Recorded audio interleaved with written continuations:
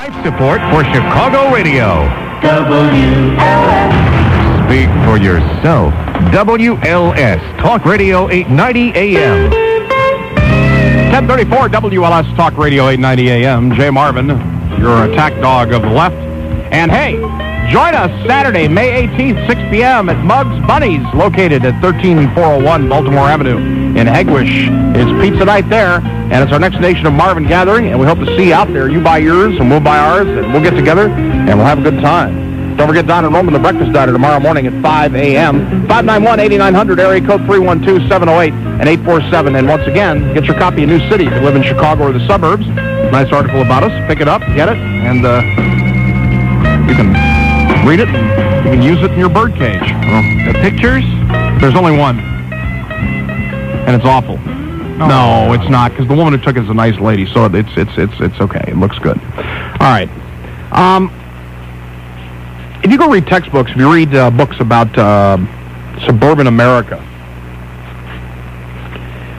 and if you ever get involved in community planning, or you ever go to city council hearings or aldermanic hearings, depending on the form of government the area has that you live in, usually when they try to plan these places out, and they try to plan out, or it used to be, I don't know about now, but it used to be that when they try to plan out when they used to try to plan out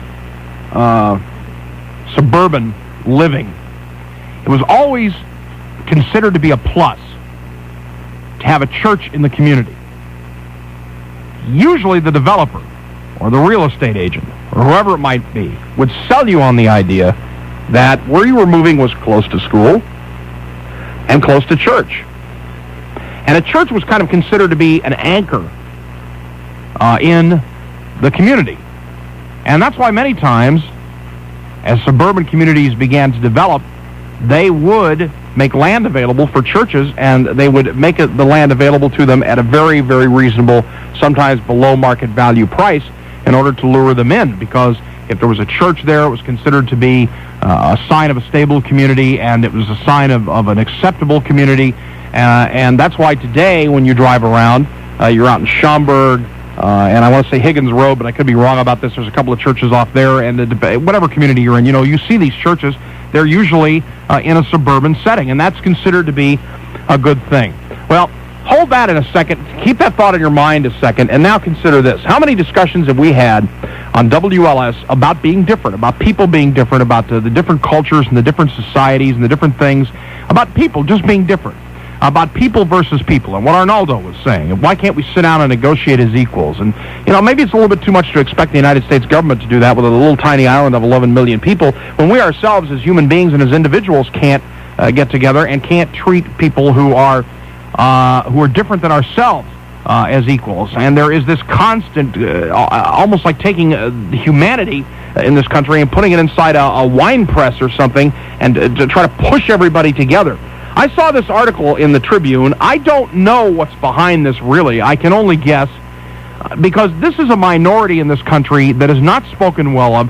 This is a minority in this country that most people feel break the law, and nothing demonstrates that better than all of the people who called me and complained after the Oklahoma City bombing that Arab terrorists had done it, and that the Arab community had been behind it. And I had a whole show here after they caught Timothy McVeigh saying, okay, you got to call up and you got to apologize to the Arab community, and I want you to do it now. And there were some people who did. There were others who still refused to apologize. But I saw this article in the Chicago Tribune, and it's amazing. It's by Jeffrey Bills. It says, every Friday in a quiet Naperville neighborhood, a weekly clash of communities begins just before 1 p.m. As worshipers arrive at the Islamic Center of Naperville, Ali Jablaway and two other members of the Muslim congregation stand in the street directing traffic, making sure nobody parks next to a mailbox or in front of a driveway. Their goal is to placate nervous neighbors, including ones who called the police after a visiting worshiper briefly pulled into the resident's driveway to turn around. But it's not working. Residents of the upscale neighborhood that surrounds the Islamic Center at 450 Olison Drive are escalating their dispute against the center by calling for parking bans, on the streets where the worshipers leave their cars for about an hour once a week. And then it has some quotes in here about it being totally unacceptable, one resident says, who owns a house next door to the center, and is among the residents who said that the increased traffic creates a hazard and could lower property values. This is not a question of bigotry, according to another one who also lives nearby and was out walking her dog during Friday's service. It's an issue of safety, trying to cross the street.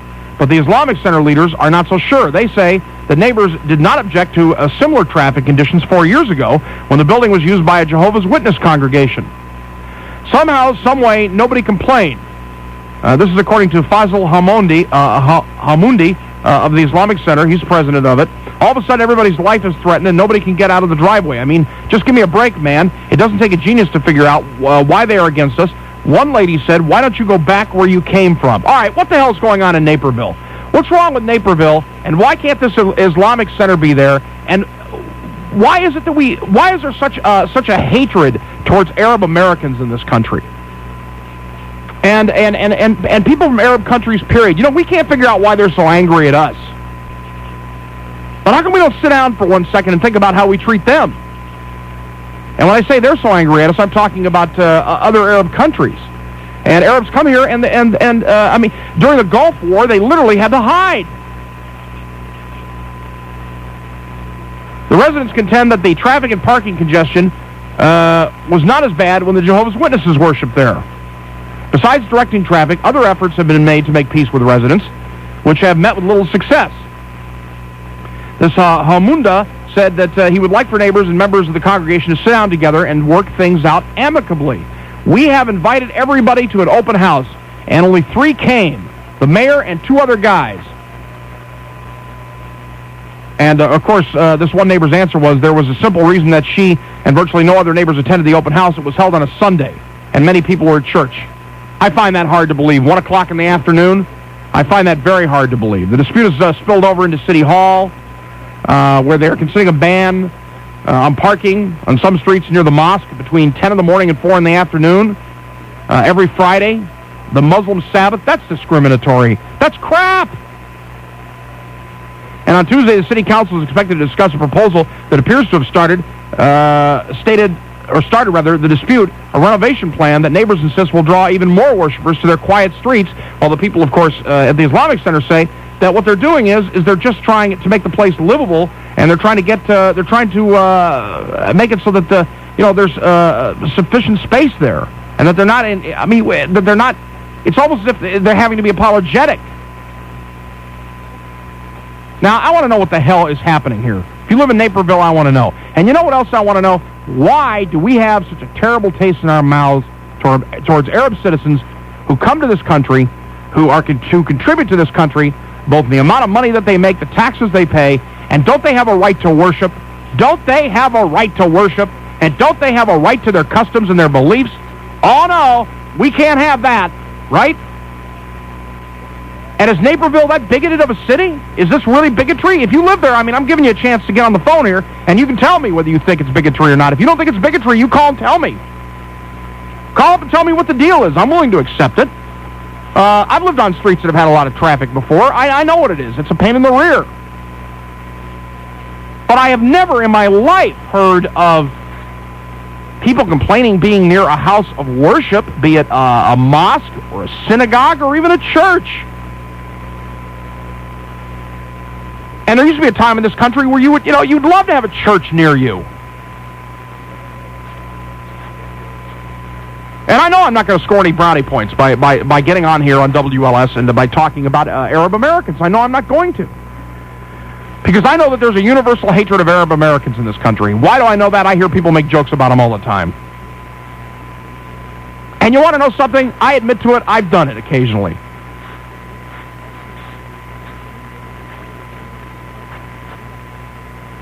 But it doesn't make it right.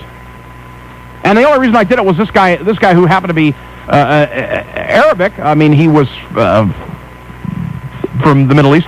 He was getting on my case about being Jewish, and he didn't even know me. I mean, it's like, I mean, who are you? I mean, and I got defensive with him. I mean, which I would do with you. If you suddenly walked up out of the street and said, "Hey, you look like you're Jewish." I mean, what does a Jew look like? I have no clue. And so I started getting in his face about it. I said, hey, pal, one of the things about living in America, here's one of the great things. It doesn't always work out this way, but here's one of the things that truly makes us great, is that you can be anything you want to be. You can be anything you want to be, and you don't have to be Jewish or Arab or whatever, and you can be whatever anybody else wants to call. You can be whatever you want to be. So understand that, man. So don't single people out like that, and particularly don't single me out like that. How do you know I don't believe? How do you know I'm not Christian or Catholic? And that's how the argument with this guy got brewing. All right, let's go to the phones here. Dean in Naperville. Dean, you're on WLS. What's the story there, man? Jay. What's going on out there in Naperville? Jay, I just heard about this today, and I grew up in this town. I'm 32, and I was born here, and it's always been a white middle class town, and now all of a sudden we have, the borders are under pressure from, and we've got people of different races coming in, and people don't like it, and I think it sucks. We're all sitting back here going, what is going on here? Can I give you another example? Yeah, sure. Please do. We have a little airplane field, a little model airplane field about a half a mile from our house here, and it's owned by the Forest Preserve. And until, I don't know, for 20, 30, 40 years, there was no houses around it. Now there's houses around it. Well, now it's a big problem. It's noisy. They only fly these things for a couple hours a day, and these new people come in with these $500,000 homes, and they're all complaining about it all of a sudden. Can you believe stuff like this? Yeah, I don't understand people that are that petty. Yes.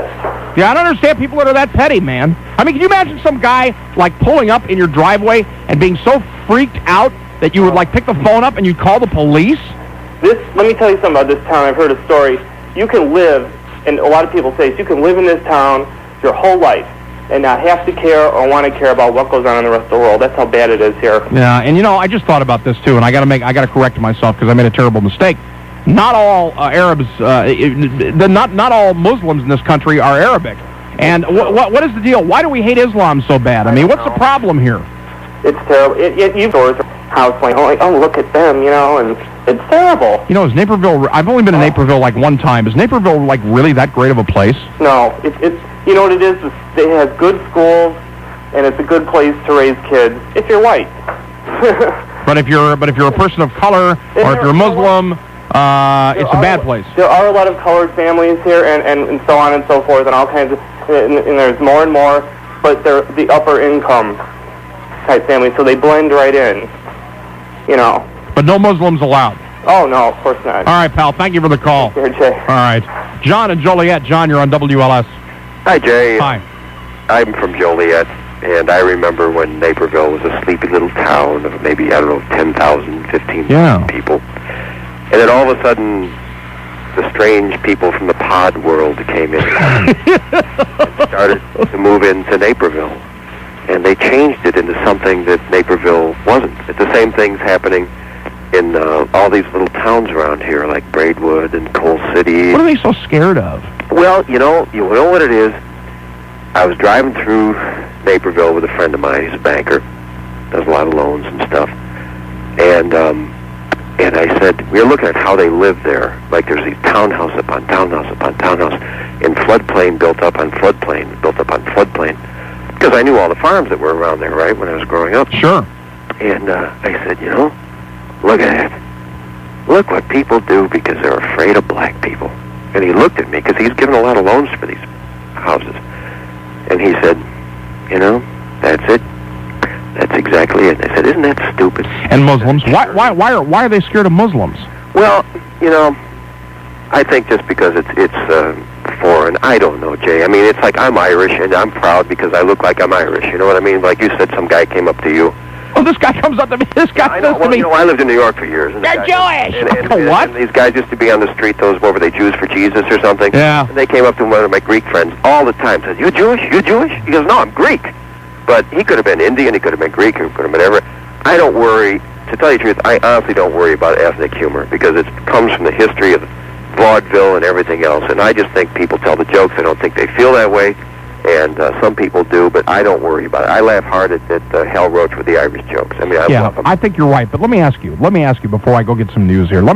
Some weather. I'm sorry. Get rid of me? No, well, you got to hang on. If you want to hang, because what I want to ask you here, I'll hang on. Because you have to admit to me that that Islam is like, I bet you if you took a poll, okay, the Chicagoland area about religions, I bet you Islam would turn out to be universally despised. And I don't understand why. Hang on a second here. We're talking about what's going on in Naperville. 591-8900, area code 708-847-815. And if you're out there in Haterville, you can give me a call here on WLS, and we can find out Grant, what's your experience with Naperville?